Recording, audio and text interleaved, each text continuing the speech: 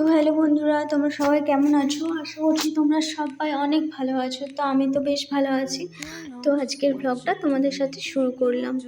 তো দেখতেই পাচ্ছ সকাল সকাল চা দিয়ে ভিডিওটা শুরু করলাম।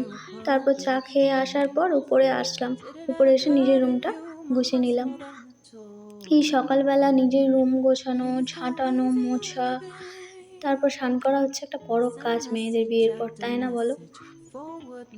তারপর হচ্ছে ভালো করে ঘরটা গুছিয়ে মুছে তারপর স্নান করব। তো দেখতেই পাচ্ছ ঘর গোছানোটা আমার কমপ্লিট হয়ে গেছে, বিছানা টিছানা গুছিয়ে নিয়েছি। তারপর এবারে স্নান করতে যাব।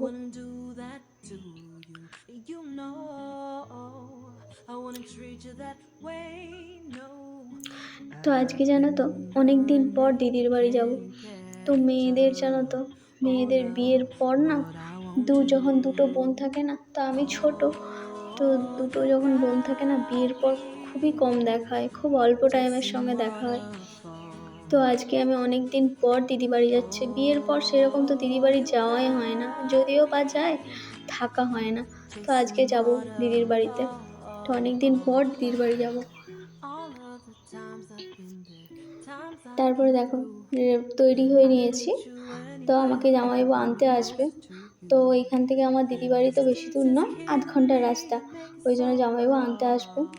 তো আমি ফাইনালি পৌঁছে গেলাম দিদি বাড়িতে।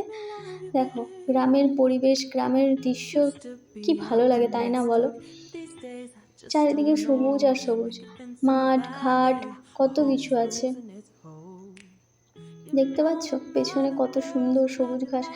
আসলে কি জানো তো, এখানে ধানটা এখন লাগানো হয়নি, এর পরের মাসে ধানটা লাগানো হবে, বর্ষার ধানটা।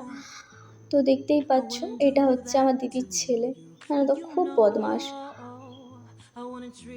ওকে ওর মা বারণ করলো পুকুরে যাস না, তবু পুকুরেই স্নান করবে। এই জানো তো সাঁতার শিখে রাখা খুব ভালো, খুবই ভালো, সাঁতার শেখা খুবই ভালো। কিন্তু জানো আমি তো সাঁতারই জানি না, সাঁতার কাটতেই পারি না, এত বড় হয়ে গেলাম। দেখো খুব সুন্দর পুকুর, তাই না বলো? আমাদের ওইখানে তো এইসব দেখাই যায় না। তারপর স্নান করে চলে এলাম। দিদি এবার চিকেন কষা করে রেখেছিল।